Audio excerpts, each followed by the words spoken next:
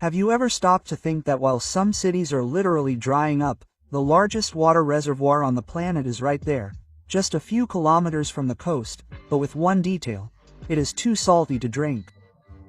Now imagine this, transforming deep seawater into drinking water. Not with gigantic plants on the beach, but with underwater capsules installed hundreds of meters deep. The idea seems like something out of a futuristic movie, but it is being tested right now. A new generation of companies is betting on a solution that is as bold as it is brilliant. Using the ocean's own pressure as a source of energy to desalinate water, without the electric pumps that consume endless energy, without the toxic chemicals that turn into waste, and with a much, much smaller environmental impact. Do you remember that strange sensation in your ears when diving to the bottom of a swimming pool? Now multiply it by 100. This is the power that the deep ocean offers for free. And it is exactly this power that may be about to solve one of the greatest dilemmas of our time, the global water crisis. But why are we getting to this point? How did a civilization surrounded by oceans come to depend on such an extreme solution? What's behind this race to the bottom of the sea? The silent collapse of water. Droughts come and go, but the one in the American Southwest won't go away. Places like Arizona, Nevada, and California are facing what experts are calling a megadrought. The worst in over 1,200 years. It's not just a lack of rain, it's a deadly combination of population growth, uncontrolled consumption, and climate change, making dry spells longer, more severe, and not more common. The largest reservoir in the United States, Mid Lake, looks like a hollowed-out body. Giant white marks around it reveal how far the water used to go. This visible scar is a portrait of a system on the brink of collapse. 40 million people depend on the Colorado River, a river that is dwindling.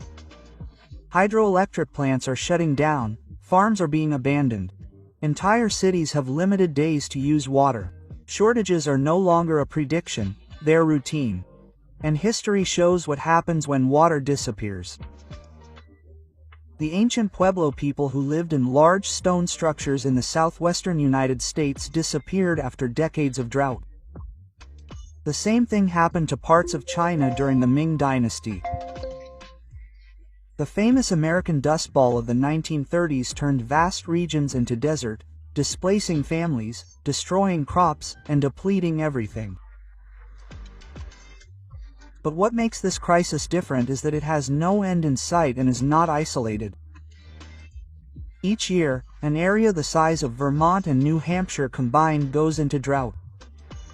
The pressure for drastic solutions is inevitable.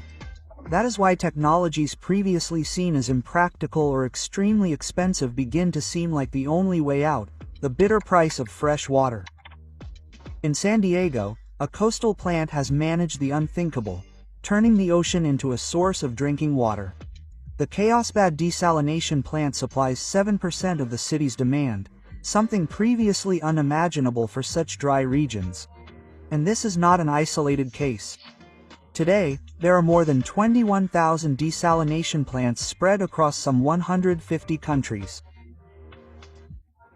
They power taps, irrigate crops, and sustain industries from the United States to the Middle East. But all this wonder has a hidden cost, and it shows up on your electricity bill and in the air you breathe. Most of these plants work with reverse osmosis. The principle is simple. Force salt water through a membrane with tiny pores, leaving behind salt, microorganisms, and chemical residues. But for this to work, you have to apply an absurd amount of pressure, which requires very powerful pumps. As a result, each cubic meter of drinking water consumes about 3 kilowatt-hours of energy. That doesn't seem like much. In 2016, total global spending on desalination reached 75 terawatt-hours. That's more energy than the entire country of Chile consumed that year, and the bill doesn't stop there. These plants are almost always powered by fossil fuels, emitting CO2, nitrogen and sulfur oxides, and fine particles. All of this ends up in the atmosphere. In 2016, 76 million tons of CO2 were released from these plants alone. By 2040, this number is expected to triple. The logical answer would be to switch to clean energy. And they've even tried. In Saudi Arabia, a solar-powered plant began operating in 2018. But there's a catch. When the sun goes down, it reverts back to the traditional system, and all the advantages disappear. The problem is clear. Desalination is not enough. It needs to be done sustainably, economically, and continuously. And that's where the most ambitious plan to date comes in, using the pressure of the deep sea as a source of clean energy. The underwater capsules of the future. Imagine an underwater farm, but instead of fish, it grows something even more vital, drinking water. The proposal is bold. Install reverse osmosis capsules at a depth of over 400 meters, where the water's own pressure replaces traditional electric pumps. Instead of forcing salt water through the membrane, these capsules use a vacuum to create suction on the freshwater side, leaving nature to do the heavy lifting. It's engineering inspired by biology, physics, and climate urgency. These structures, called pods, resemble 13-meter-high vertical tanks designed by companies such as Oceanwell, United States, Flosion, and WaterAES, Norway. They are connected to the mainland by umbilical cables. Power, data, and even shutdown commands pass through them. An artificial brain at the bottom of the sea. And best of all, in addition to saving up to 40% of energy, this system takes up 95% less space on dry land. This is crucial in overpopulated coastal cities like Los Angeles, or in island nations like the Maldives, where every square meter of land is valuable. Flosion, for example, is positioning its pods up to 10 kilometers from the coast, where the sea reaches depths of between 300 and 600 meters. An abyss full of possibilities. Using Norwegian technology originally developed to extract oil, these capsules withstand extreme pressures and operate for years without maintenance. An ironic reuse. Fossil extraction tools have now become allies of sustainable supply. The promise is so real that tests are already underway. Floen has completed a 4-month deep-sea pilot, and Oceanwell plans to begin commercial operations in Los Angeles by 2028. If it works on a large scale, it will change everything. The invisible poison of desalination. You may not see it, but it is there, returning to the sea every day in absurd volumes. A dense, heavy, lethal residue. Brine. Every conventional desalination plant dumps water back into the ocean that is twice as salty as the original, a kind of hypersaline poison that sinks to the seabed and sucks the oxygen from the deep waters. The result is a minefield for aquatic life. Fish suffocated, microorganisms extinct, entire ecosystems silently erased. More than 155 million tons of brine are dumped every day. Some plants try to disguise it by diluting it, others release it little by little, but none of them really solve the truth. Submarine powers work on a different principle. Instead of squeezing every last drop, they drink in moderation and return up to 95% of the water they collect to the ocean, with only a slight increase in salinity. And best of all, this brine does not sink to the bottom. It is returned to the middle of the water column, where ocean currents help to disperse it without damaging the ecosystem.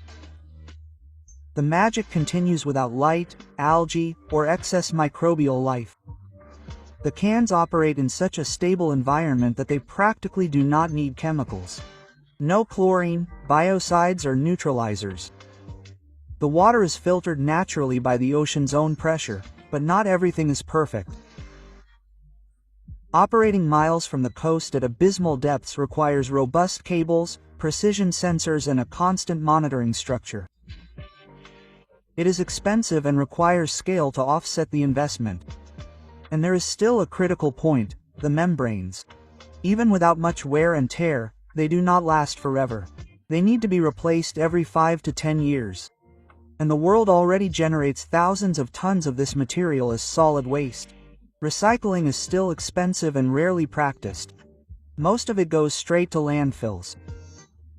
The innovation is promising, but the challenge now is to refine it until it works on a large scale, efficiently and responsibly, because the sea can give us water, but only if we know how to respect it. The last frontier of water is not fiction, it is a submerged reality. Capsules at the bottom of the sea are already being tested to produce drinking water, with less impact and more efficiency. And if it works, it will not only change water engineering, it will change our relationship with the planet. But we need to be clear. As impressive as it is, this technology does not solve everything.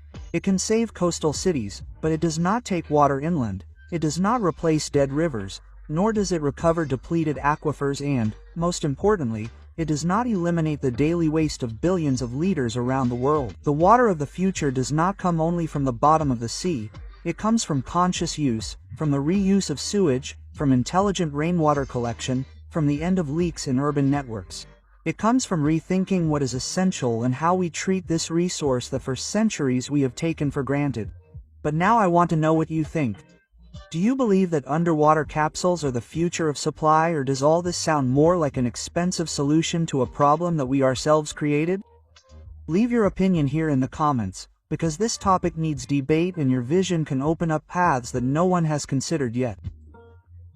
And if you enjoy content like this that explores innovations, challenges and dilemmas of our time in depth, subscribe to the channel and activate the bell. This helps the channel to continue bringing information that goes beyond the surface. Oh, and of course, leave a like if this video brought you something new. It's a click for you, but it makes all the difference here. Do you want to continue this journey with us? Then watch the video now: the sodium battery revolution, the end of lithium, a dive into another innovation that is challenging market logic and promising to change the global energy game.